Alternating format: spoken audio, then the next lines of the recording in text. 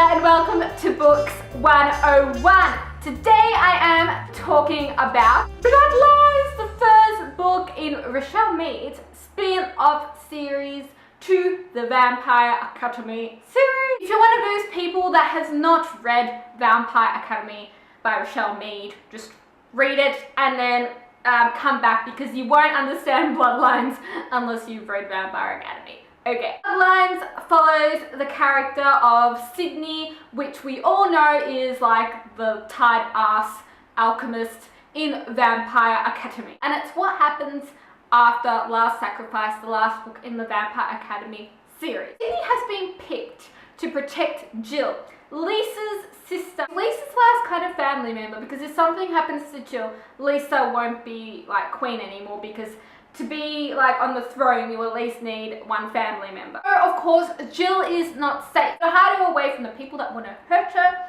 they take her to Palm Springs. And there they go to this boarding school and they pose as sisters. Of course, things aren't stable, something's always gonna happen, and you know, no one's really safe in the way. I really loved Bloodlines. If you've read the other books in this series, I love how Sydney's character really develops. In Bloodlines, she still pisses me off just a tad, but her character really develops a lot. In this book, you also get Eddie back, you get Adrian back, which I love Adrian, he's like the bomb, and you get some other characters back, which is really, really good, and you meet some new ones as well. The first book's Bloodlines, the second book's Golden Lily, the third book's Indigo Spell, the fourth book's Fiery Heart, and I think the next one's Silver Shadows, which hasn't come out yet, but will this year. Let's stand for the non-spoiler section. Stick around if you've read Bloodlines, and let's talk. If you haven't, click out. Things people say to me, actually, if they've read Bloodlines, is Miranda, how can you not hate Sydney in Bloodlines? How can you not find her annoying? To be truthful, I do find Sydney annoying, but I don't find her that annoying. And it's so funny when people talk to me about this book, because they just find Sydney as this tight-ass alchemist that they just cannot stand. I get it, you know, especially with her being an alchemist. But I don't kind of base it all on the first impression in a way. I kind of have to see how this character grows, and now, you know, I've read Fiery Heart not that long ago, and from there on, I mean, Sydney's so much better, so you can't kind of judge it on this book. It's so interesting to see the alchemist world, because we never, in Vampire Academy, we kind of know a bit, but we don't know a lot. And for me, reading this series in general, I just think all alchemists are blinked in the head. I really, really do. How, if they don't follow the rules, they're sent to the recreation center where they just, you know, snap them back into being normal. And I just found the whole alchemist world really tight-ass.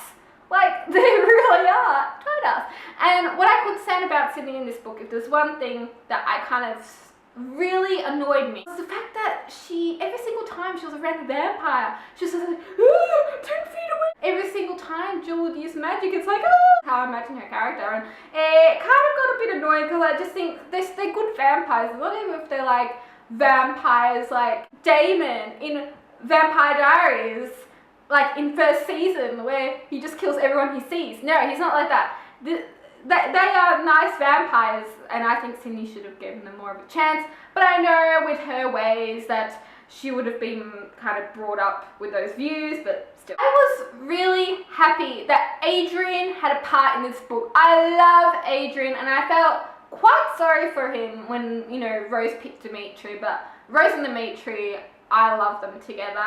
And to see Adrian in this book was really, really good, and it's sad that he's still kind of getting over Rose, but him and Sydney, I think, bring out the best in each other, especially later on. I love Adrian. He's like a big kid. I can't stand him sometimes because I just think, get off your lazy ass and do something, but at the same time, he's just like really hot. I just imagine Chase Crawford as Adrian. I don't know why, just did. What did you think about the whole tattoo business? How these tattoos had vampire blood in them, which made, you know, people have more powerful abilities and everything. I thought it was so weird. I hate how Keith at the very end was kind of in charge of that, but I'm glad that he kind of got in trouble for it. I really am glad, because Keith was just a pain in the ass with that eye of his. I couldn't stand him, and I'm glad he got sent to recreation. Jill and Adrian are combined with Spirit. They have the bond like Lisa and Rose.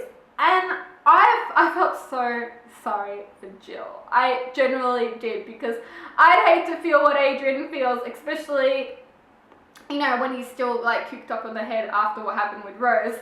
Oh, when you just hate it going through his mind. Sydney also has this teacher, and this teacher kind of wants to teach her magic.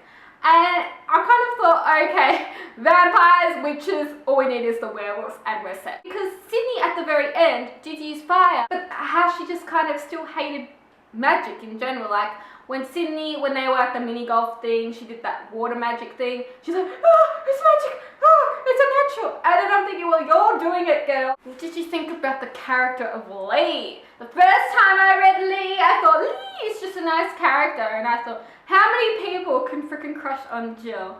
Jill has just so many people running after her. It's like, okay, Eddie has like this mini crush on Jill.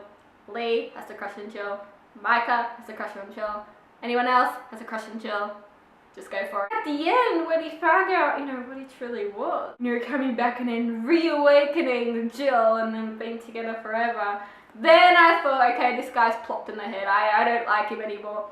And I'm actually glad when he got killed at the end. I thought, thank God he's out of the picture. Let's move on. The end for my Bloodlines mini review. I hope you enjoyed it. I will be doing thoughts on videos for Golden Lily, Indigo Spell, and Fiery Heart, where I can discuss more of the spoilers of those books. Tell me your thoughts about Bloodlines. Did you like it? Did you hate it? What did you think about Sydney? What did you think about Sydney, Adrian?